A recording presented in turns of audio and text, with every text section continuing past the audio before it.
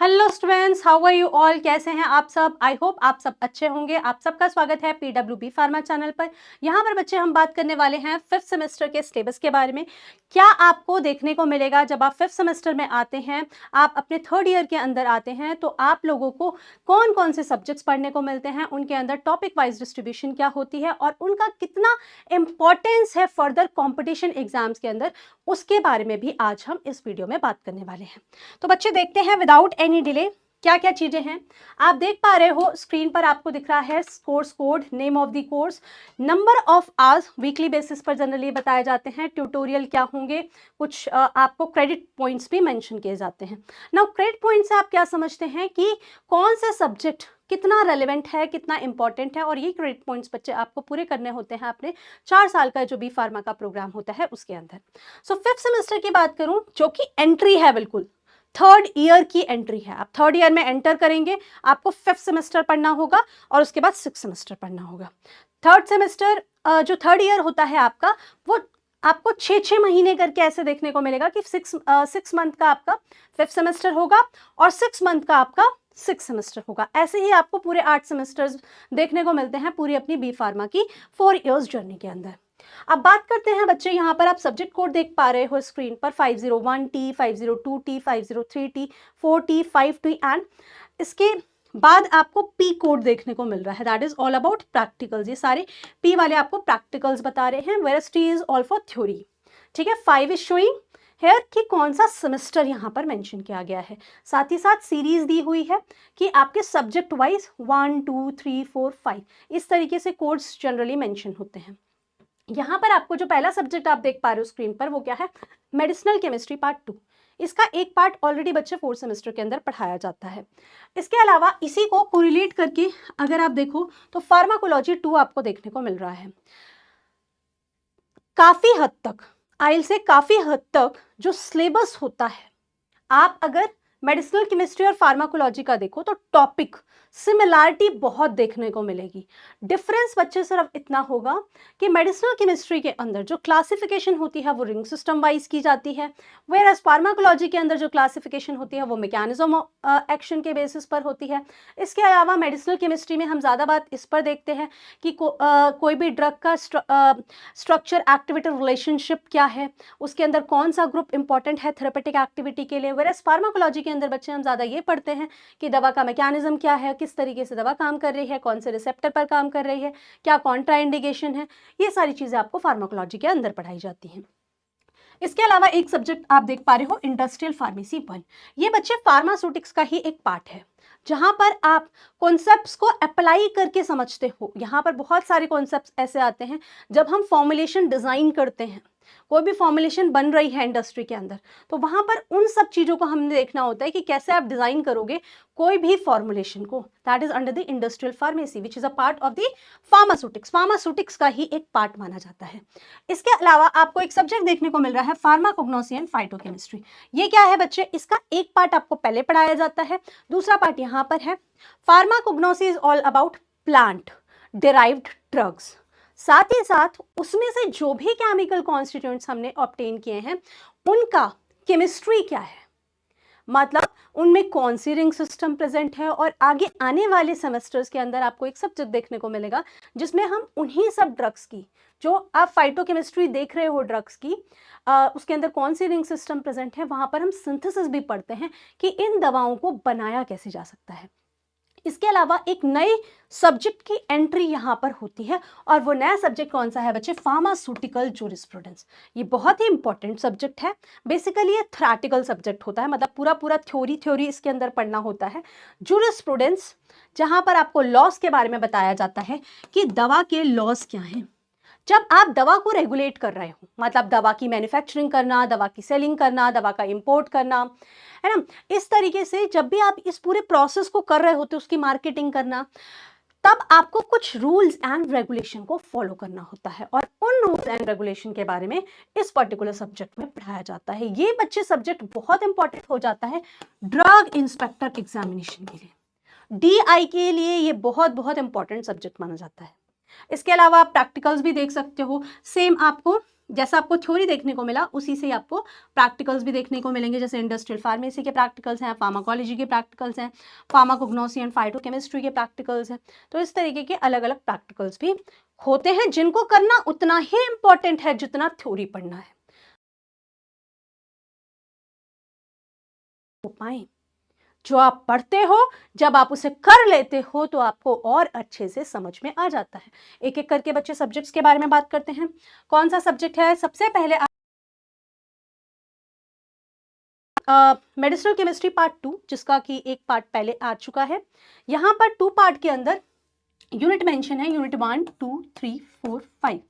हर subject में आपको 5 unit देखने को मिलेगी और हर यूनिट में आपको कुछ टॉपिक्स देखने को मिलेंगे। 1 के अंदर बच्चे यहाँ पर क्या क्या चीजें आपको पढ़ाई जाएंगी? एंटी हिस्टामिनिक ड्रग्स पढ़ाई जाएंगी। एंटी हिस्टामिनिक ड्रग्स 2 टाइप के हो सकते हैं, जैसे H1 एंटागोनिस्ट या H2 एंटागोनिस्ट। ठीक है, H2 एंटागोनिस्ट को हम जनरली पेप्टिकल, इसका ट्रीटमेंट जानना जरूरी है। और जब मैं ये कह रही हूं कि मैं टॉपिक रेलेवेंस बता रही हूं आपको, तो आप खुद समझिए कौन सा टॉपिक इंपॉर्टेंट है जो परेशान ज्यादा कर रहा है, हमारे पॉपुलेशन में ज्यादा लोगों को दिक्कत कर रहा है।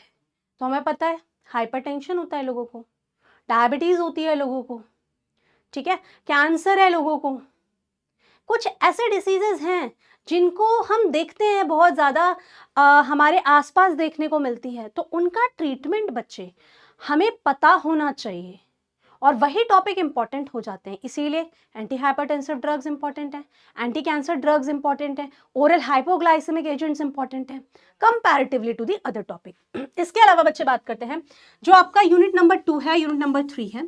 आप देखोगे यहाँ पर आपको देखने को मिल रहा होगा स्क्रीन पर कि ये आपका कार्डियोवास्कुलर सिस्टम से रिलेटेड है। कार्डियोवास्कुलर सिस्टम क्या क्या चीजें हैं यहाँ पर? एंजाइना का ट्रीटमेंट कैसे करते हैं?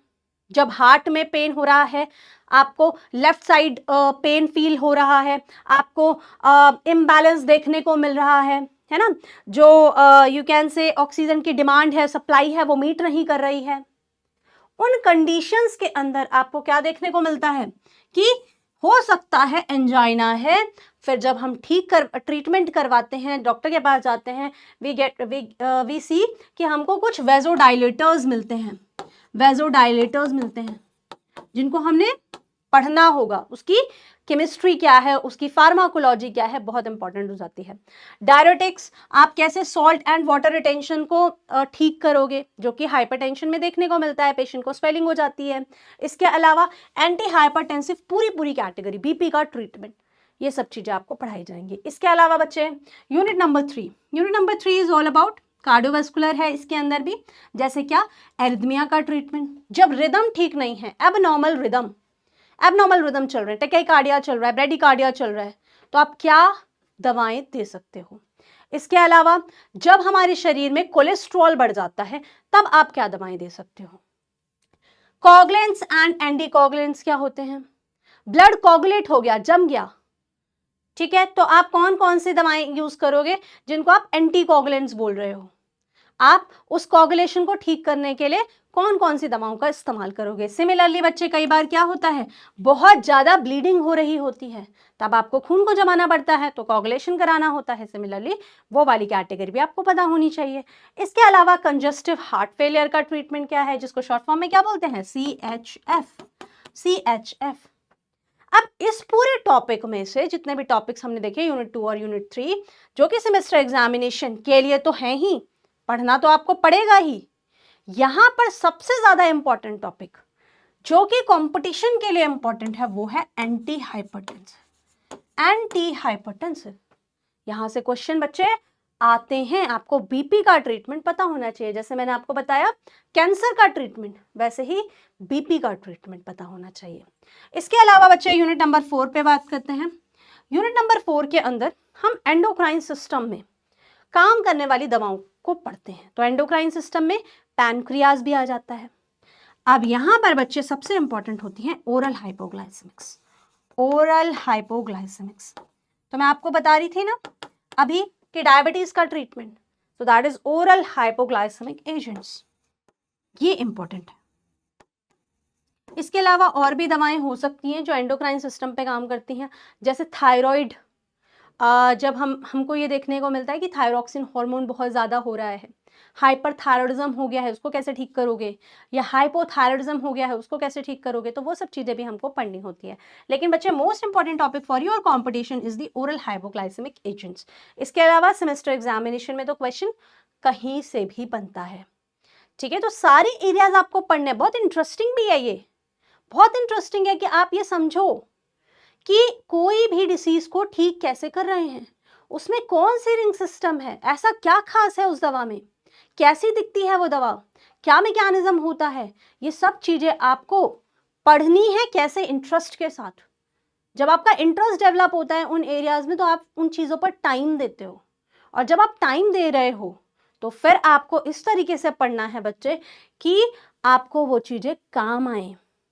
सिर्फ ऐसे नहीं थोड़ा थोड़ा पढ़ लिया और पेपर दे दिए, बस इतना खत्म, उसके बाद हमको कुछ भी नहीं करना, ठीक है। तो वैसे मत करो बिल्कुल भी, 4 साल का प्रोग्राम है, तो आपको ये कुछ सेमेस्टर्स हैं जिन पर बहुत ज़्यादा ध्यान देना होता है। 4th सेमेस्टर में तो बच्चे, 4th ईयर, आई से नॉट सेमेस्टर, 4th ईयर के अंदर तो आपको ट्रेनिंग ही है आपकी बेसिकली, है ना। आपको वहाँ पर अपनी स्किल्स पे ही वर्क करना होता है, कोई बहुत ज़्यादा ऐसे मेजर सब्जेक्ट्स नहीं होते जो आपको परेशान कर रहे हो, प्रोजेक्ट्स करने होते हैं। But first year, second year, third year, ये ईयर्स ऐसे होते हैं जहाँ पे आपको मेजर मेहनत भी और मेजर पढ़ना भी होता है, और इसीलिए आपको बच्चे वो अपना स्ट्रॉन्ग करना होता है।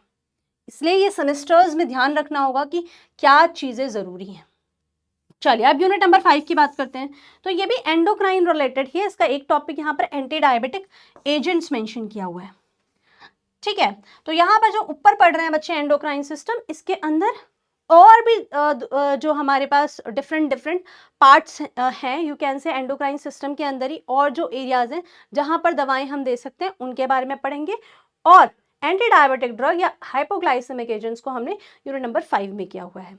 इसके अलावा लोकल एनास्थेटिक्स के बारे में भी यहाँ पर हमको पढ़ना होता है कि आप कौन सी दवाएं ऐसे दे रहे हो जो लोकली काम कर रही हैं, पेशेंट को एनेस्थेशिया इंड्यूस कराया जा रहा है, loss of you can say pain sensations की जा रही हैं, और वहाँ पर जो भी हमको माइनर सर्जरीज परफॉर्म करनी होती हैं उनको हम करते हैं, या जब भी कोई पेशेंट को पेन हो रहा होता है बहुत ज़्यादा तो लोकल एनास्थेटिक्स का इस्तेमाल करते हैं।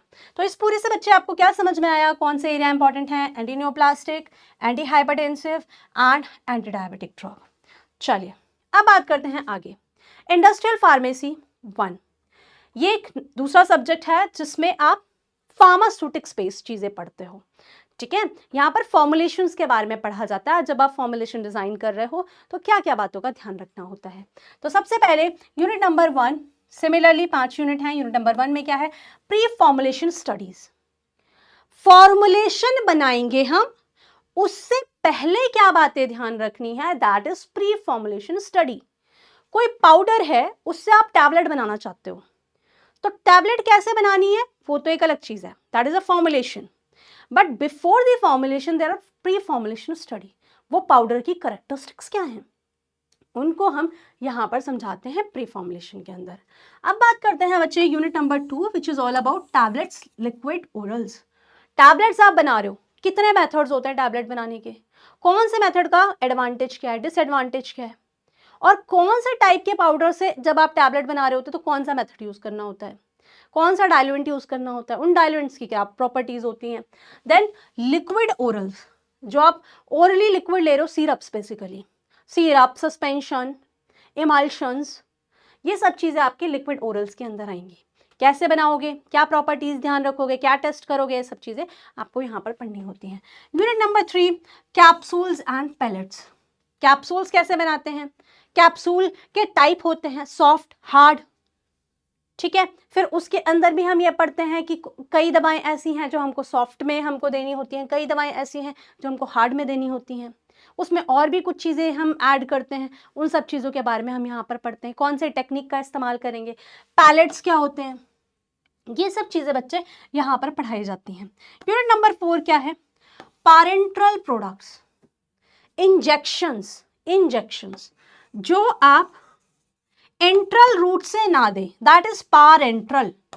पारेंट्रल जो एंट्रल रूट को हटा दें, तो उसके अलावा जो भी बचा that is parenteral route. Subcutaneous, intramuscular, intravenous, है ना, ये सब रूट क्या है आपके पारेंट्रल रूट्स हैं।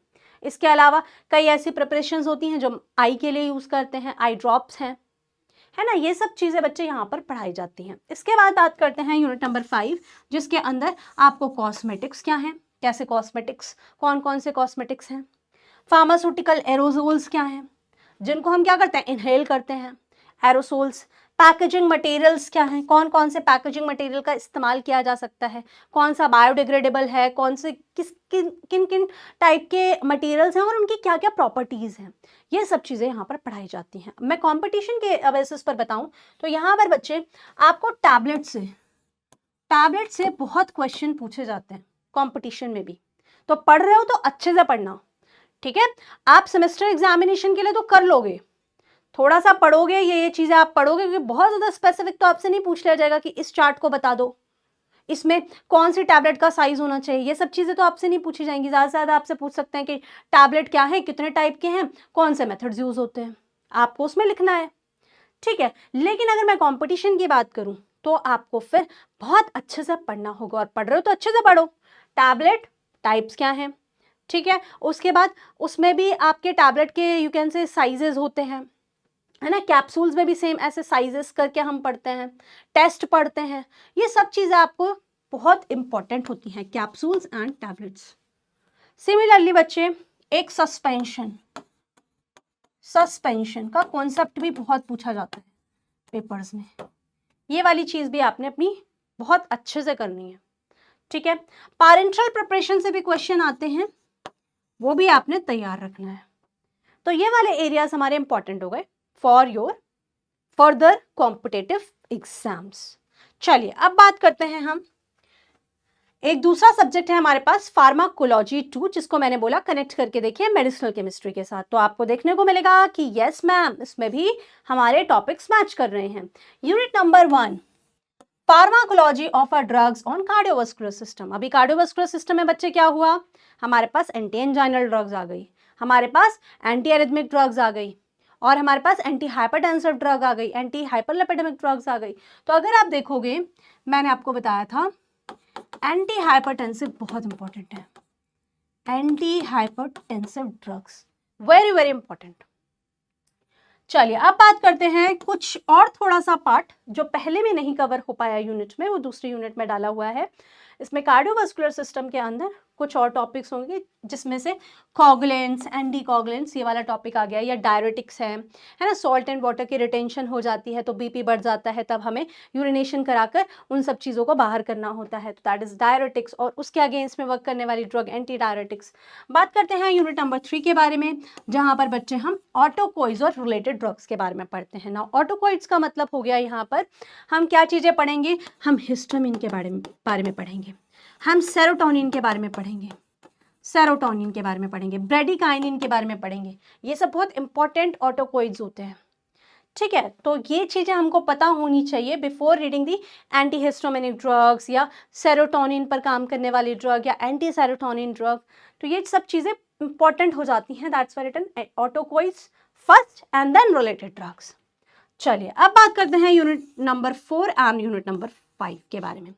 यूनिट नंबर 4 में आपको क्या देखने को मिल रहा है, स्टेरॉयडल ड्रग्स।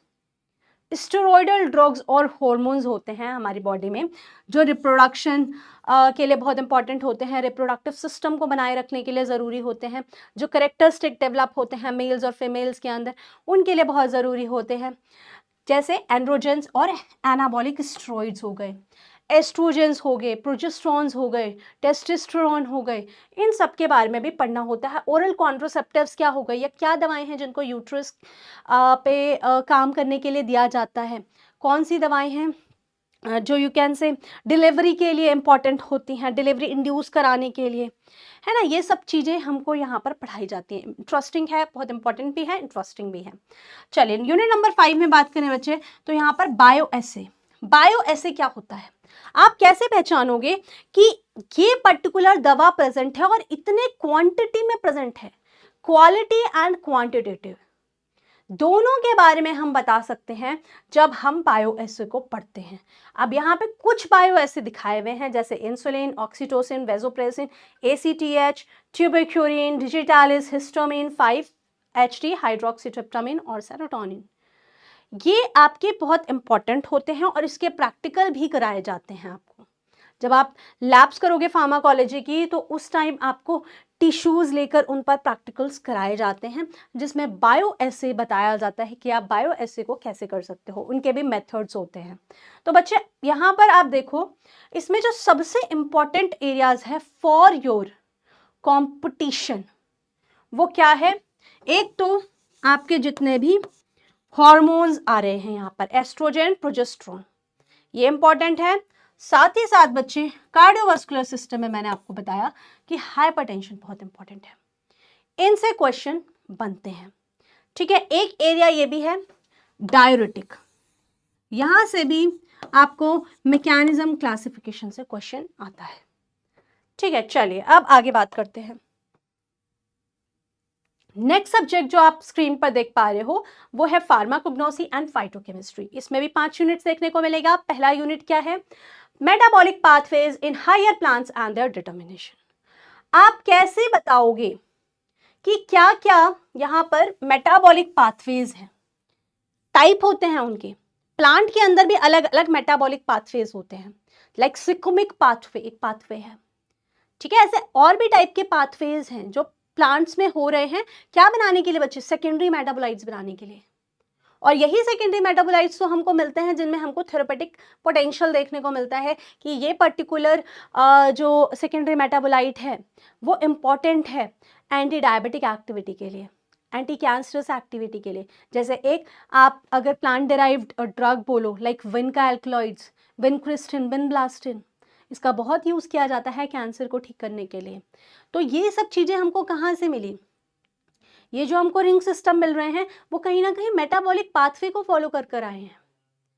इन सब चीज़ों के बारे में हमको यहाँ पढ़ना होता है। यूनिट नंबर 2 पर बच्चे बात करें तो यहाँ पर आपको इंट्रोडक्शन बताया जाएगा, यहाँ पर आपको कॉम्पोजिशन बताई जाएगी, केमिस्ट्री क्या है, केमिकल क्लासेस क्या होती हैं, कौन कौन सी केमिकल क्लासेस हो सकती हैं जब भी आप कोई भी प्लांट सोर्स को यू कैन से क्लासीफाई करते हो, बायो सोर्सेज क्या हो सकते हैं, कहाँ कहाँ से हम उनको ऑब्टेन कर सकते हो, उनके थेरेपेटिक यूजेस क्या होते हैं। तो डिफरेंट डिफरेंट क्लासेस आएंगी इसमें, like alkaloids is there, terpenoids is there, resins is there, flavonoids is there, है ना। इस टाइप से डिफरेंट डिफरेंट क्लासेस के बारे में आपको पढ़ना होगा।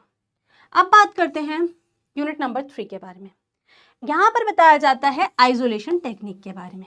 लाइक अगर मुझे कोई एक्सपेरिमेंट यू कैन से मुझे कोई रिसर्च करनी है, उस रिसर्च में मुझे ये जानना है कि ये वाला प्लांट है जिसमें एल्कलॉइड है और इस एल्कलॉइड को मुझे आइसोलेट करना है और आइसोलेट करके मुझे उसकी एक्टिविटी देखनी है। तो मैं क्या करूँगी? आइसोलेशन के लिए कोई मेथड यूज़ करूँगी।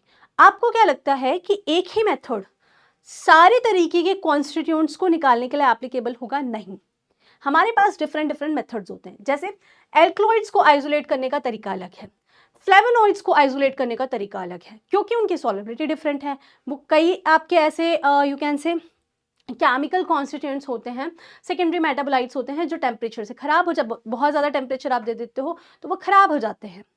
उन कंडीशंस में हमको अलग टाइप का आइसोलेशन टेक्निक यूज़ करना होता है, वहाँ पर हम हीट नहीं दे सकते हैं।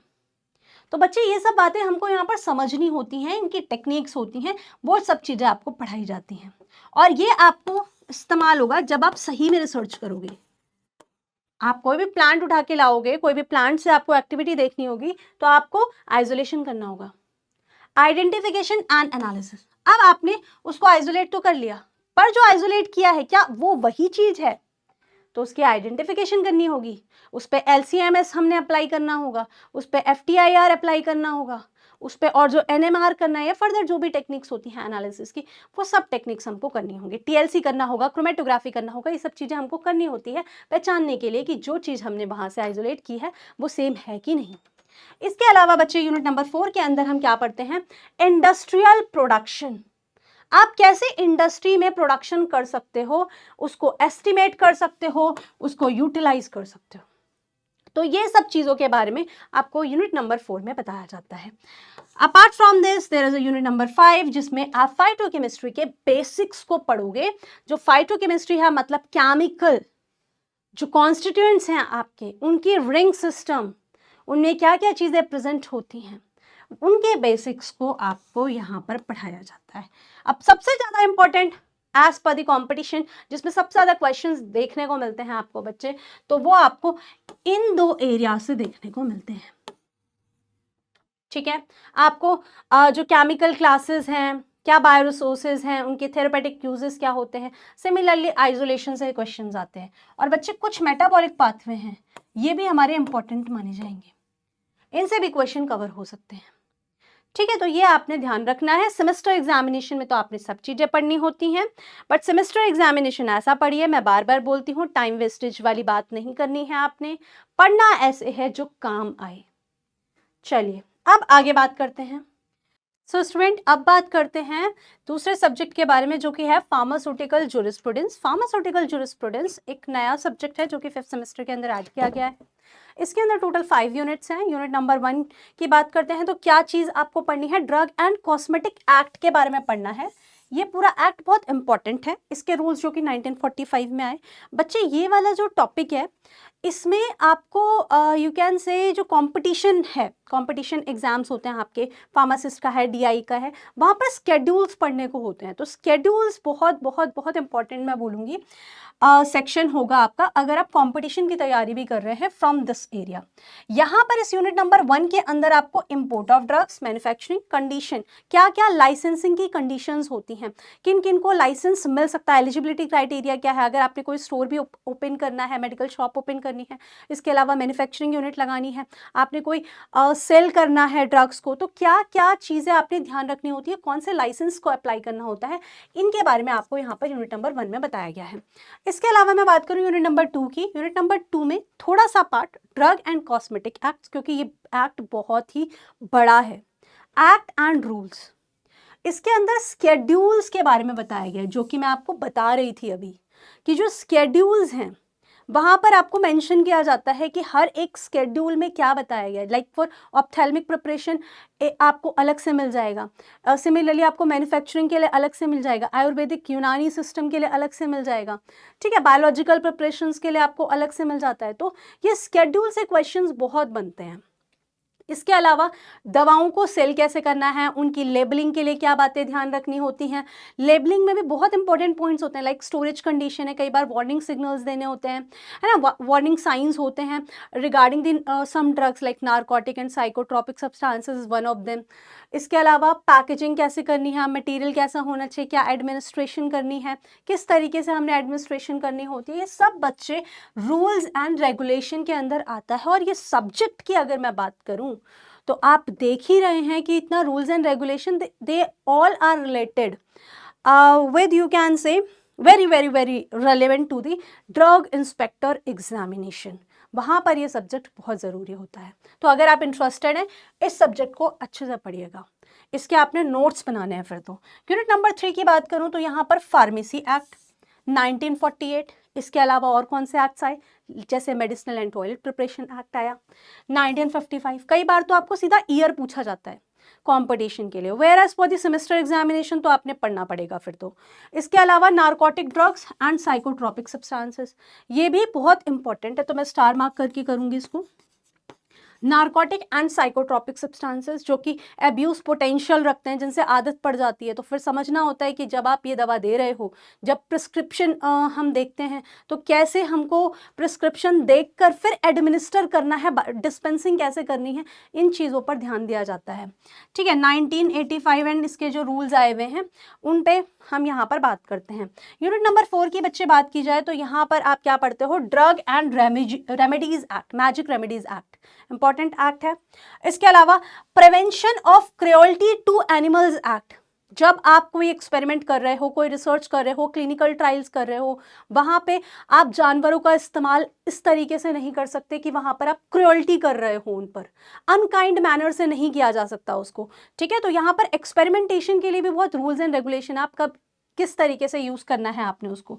इसके अलावा नेशनल फार्मास्यूटिकल प्राइसिंग अथॉरिटी, तो ये क्वेश्चन हमेशा से रहता है कि क्या ड्रग के प्राइजेस, जो भी ड्रग मार्केट में आती है उसके प्राइजेस कैसे डिसाइड किए जाते हैं। ऐसे कि जो भी मन में आया वो स्टैम्प कर दिया, no, there is a authority, national pharmaceutical pricing authority, जो कि डिसाइड करती है कि कितना यू कैन से प्राइसिंग रखा जा सकता है, क्या मैन्युफैक्चरिंग कॉस्ट है, क्या उस पर पैकेजिंग कॉस्ट है। ये सारी चीज़ों को ऐड करके फिर उसमें जो परसेंटेज अप्लाई किया जाता है उससे ज़्यादा प्राइसिंग नहीं की जा सकती। तो ये सब भी NPPA बताती है, बहुत इंपॉर्टेंट यू कैन से ये वाला पार्ट हो जाता है पढ़ने के लिए, और यहाँ से बच्चे सेमेस्टर एग्जामिनेशन में क्वेश्चन भी कवर होते हैं।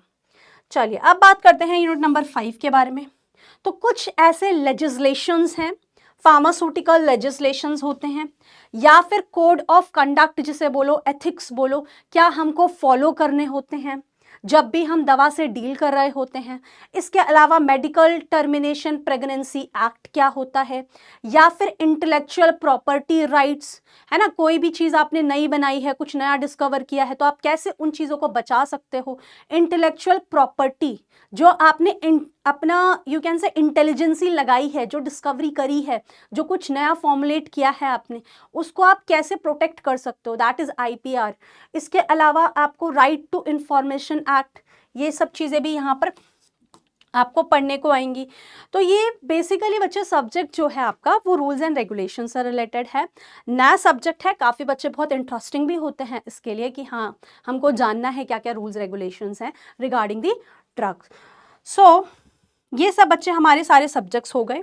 यहाँ पर आपने देखा कि हमें कौन कौन से सब्जेक्ट्स पढ़ने होते हैं, उसमें कौन से टॉपिक बहुत ज़्यादा इम्पॉर्टेंट हैं for your competition, for the semester examination. बच्चे आपने सारी यूनिट्स पढ़नी होती हैं, क्योंकि क्वेश्चन कहीं से भी आ सकता है। बहुत डेप्थ क्वेश्चंस तो नहीं आते, बट यस बेसिक लेवल के क्वेश्चंस आते हैं जिनके लिए आपको सारी यूनिट्स को कवर करना होता है, आपको छोड़ नहीं सकते हो।